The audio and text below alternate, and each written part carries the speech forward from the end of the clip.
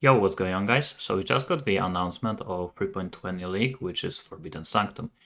So in today's video, I want to talk about the League mechanic, what is my opinion about it, so what I like and what I dislike about it, and then I also want to mention the most important things from the patch notes. Obviously, I'm not gonna go over all of them because there's just too many things, but I'm just gonna mention the most important things for me. So the League mechanic is Forbidden Sanctum, which is the roguelike mechanic. So I actually wanted a roguelike mechanic in Path of Exile for like last 2 years, I think. Always when someone would ask me during one of my streams, what do I hope that the next League is gonna be, I always would say roguelike. And I actually was surprised that we didn't get a roguelike mechanic earlier. I actually hoped that the Eldritch Altars are gonna be a roguelike mechanic, but obviously they are not, they just work for one map. Okay, so first let me talk about how the League mechanic works. So every map you're gonna encounter the portal, and that portal is gonna transport you to the Sanctum, and you're gonna be given a choice which room to enter. And then after you choose this room, let's say, then you can choose either go to here and here, let's say you go here, and then so on. You can see this person just created a chain, and you basically want to reach the end. And after you reach the end, which is the 8 rooms, then you are transported to the 2nd floor, and then you go again, 3rd floor, and the 4th floor. So the full Forbidden Sanctum run has 32 rooms with 4 floors, and each one of them has 8 rooms. And in case you are wondering, you actually can stack these encounters up to 8. So you can technically do 8 maps, and after 8 maps, you can just do 1 floor of the Forbidden Sanctum just in a row. So you don't have to do it in every single map. And the way the roguelikes work, basically, throughout the run, you just gain additional power, you also gain additional weaknesses, and eventually you might be able to complete the run, but you also might fail the run on the way. And even if you do so, you still will get a little bit of rewards, but obviously not all of them. So what is the way to fail the run? Well, the biggest thing is your resolve. So whenever you're gonna be hit, so here for example this person got hit by this arrow, he lost some resolve. You also are gonna take some damage, but you mostly are gonna fail by losing all of your resolve. And this resolve can actually be recovered. So for example, there is a fountain here, and it's gonna recover 25% of your resolve. So here you can see on this map, this room is fountain, this room is also fountain. There are also afflicted fountains, which are gonna recover more of your resolve, but they are gonna give you one of the afflictions. So for example, this one is gonna make you lose coins on the room competition. And what are these coins? So on your way, you're gonna be able to encounter rooms with these chests, and these chests give you the coins, and then the coins you can spend at the merchant. So here you can see, you can buy, for example, this boon, which is gonna give monsters 15% reduced action speeds. Or for example, this one just gonna give you more coins found, so you probably are gonna invest into things like that early on during the run, so you can get more coins, and then at the end start stacking like very good boons. Also, another type of rooms is a packed room. So this room is gonna basically give you something good, but also something bad. So this one will give you 2 minor boons, which are basically some kind of buffs, but it's gonna make you lose 50% resolve. So if you feel confident in avoiding mechanics, you will pick this, and it is also gonna make you stronger. Or maybe you're gonna see that after this room, there's a room that has a fountain, so you're gonna take this, get some minor boons, and then restore your resolve with fountain. And obviously there are rooms with the rewards. So here you can see that when you're gonna encounter the reward room, you are gonna be presented with a choice. So you can either pick something right now to get it, or something that you're gonna get at the end of a floor, or at the end of the entire sanctum. So obviously if you're gonna start the league, you're probably not gonna finish the full sanctum immediately.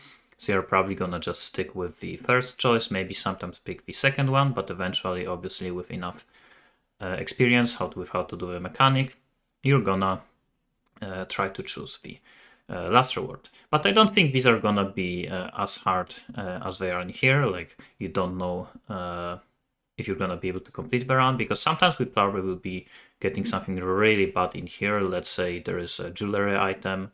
I don't know if it's always gonna be currency. Maybe it's gonna be here, let's say 2 chance orbs. But here is 6 gem cutters. So it's pretty much obvious that even if you're not gonna complete the end of the floor, it is still gonna be better to just go for it, because chance orbs is pretty much worthless. So I don't think it's gonna be that big of a choice always. Also, we're gonna be getting the relics throughout the rounds, and this is basically a progression of your sanctums outside of one run. So basically, these are gonna give you power for all of your runs. So for example, this one is gonna reduce all of the merchant prices, and you can put them on the altar, and they're gonna basically have an effect of on all of your runs, and they persist through the runs, so you don't use them, you just have them forever. So basically, like I said, you're gonna try to collect them, as many of them as possible, and obviously as best as possible. Also, there are sanctified relics, and this one, you can only use one of them, and this works for everywhere, not just in your sanctum. It also works when you're mapping, when you're doing heists, whatever, so outside of the sanctum. So this is probably going to be the biggest reward from doing these sanctums. So just hunting for the sanctified relics, because as you can see, they are pretty powerful. This one gives strike skills target 1 additional enemy and 30% crit multi for attack damage. This one is giving 15% effect of auras, and the keystone leaf shade, so they actually can be very, very powerful. And also, as you can see here, they are account bound, which means you can't trade for them. So this is your personal progression of the league mechanic.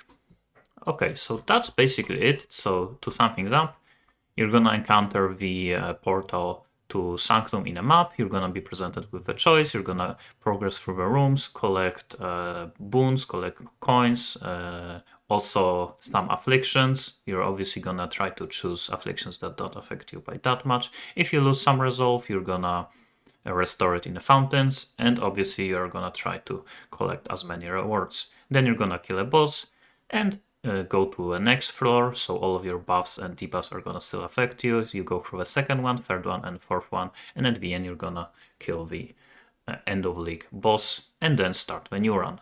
Or you might fail it on the way and just get some rewards and start new run again. Okay, so now I'm gonna be going over the patch notes. So first few things are the things that have been mentioned in the manifesto, so I'm not gonna go too deep into them. I just want to mention them, but because they are still pretty important. So the first one is that Arch Nemesis monsters are nerfed. Basically, previously one mod would do multiple things, and then now one mod is just gonna do one thing. So basically, I would say every single Arch Nemesis monsters have been nerfed by like 4 times, because usually these Arch Nemesis mods would give like 4 mods in the past. So now we will see mods like Incendiary, which will just give, well, in the past there was mod Incendiary, which would give a lot of things, but now there will be, for example, just one, so Ignites or Fire and Ignite Resist. Second thing is Eldritch Altars.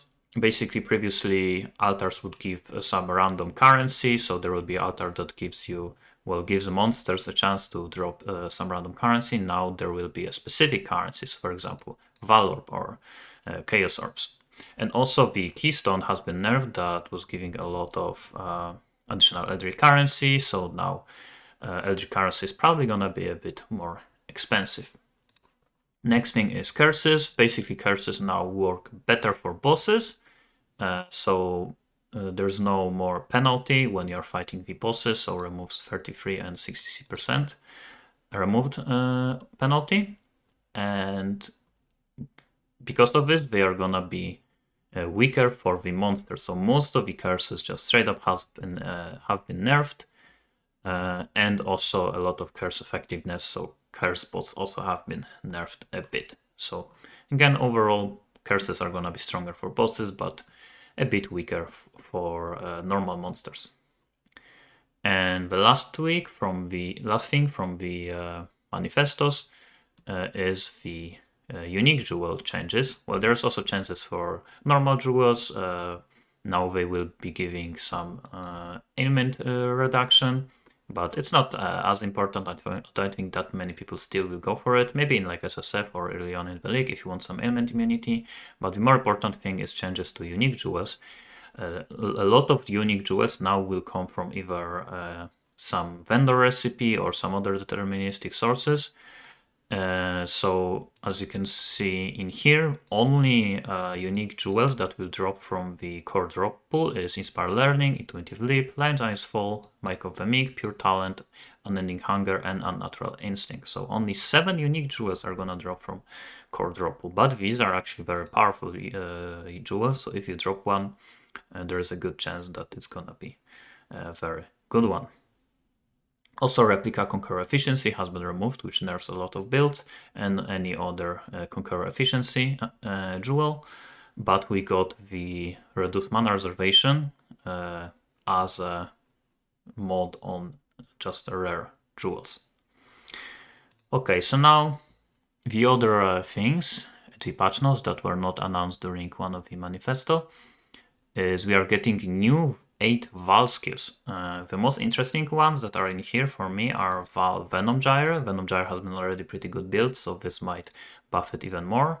Val Blade Fury might be interesting. We still don't know what exactly they do, but hopefully they are gonna be pretty nice. And for me, the most important one is Val Caustic Arrow, because I actually play very often Toxic Rain, and when you play Toxic Rain, you very often also use Caustic Arrow. So it's gonna be interesting to see how powerful is this one.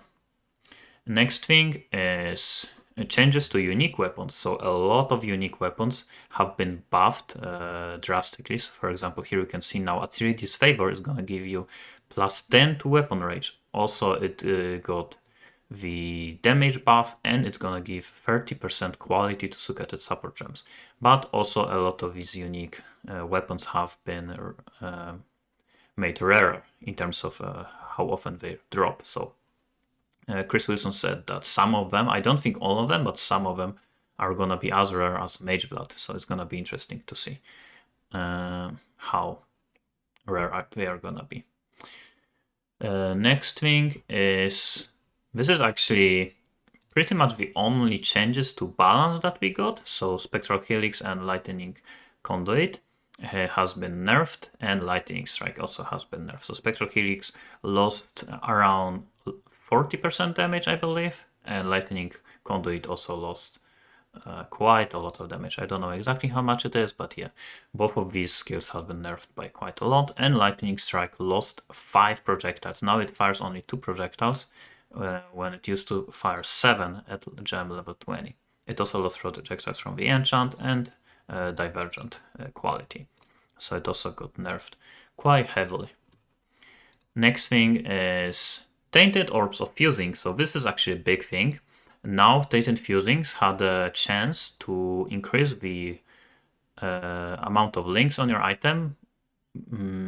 I think the chance was 25% or 20%, and now it's gonna be back to the chances from the Scourge League, which, in case you don't know, it was 50%. So if you have a 4 link and you use Tainted Orb of Fusing, it has 50% chance to make it 5 link, and then 50% chance to make it 6 link. So it's gonna make 6 links much more available this league, at least the corrupted versions. Another thing, we got Fracturing Orb, which is gonna make Harbingers much more valuable again, because Fracturing Orb only come from Fracturing Shard, which drop from Harbinger. And this is basically the same thing as the old Harvest craft, which would let you fracture 1 out of the 4 mods on the item. And that mod, craft, by the way, no longer exists at the Harvest. So it's gonna definitely make Harvest much more valuable again. Harbingers. And the last thing is Hierarchical League mods. So here we can see that we got Anarchy. So Anarchy is actually pretty good early on, because you can get a lot of chaos recipe from farming exiles. Second thing is Domination, which is gonna be very nice for Ghoul. Basically, Ghoul is helmet that increases the effect of the shrines, so people like to use a lot of shrines early on in the league to basically get a lot of player power. Breach is kind of whatever.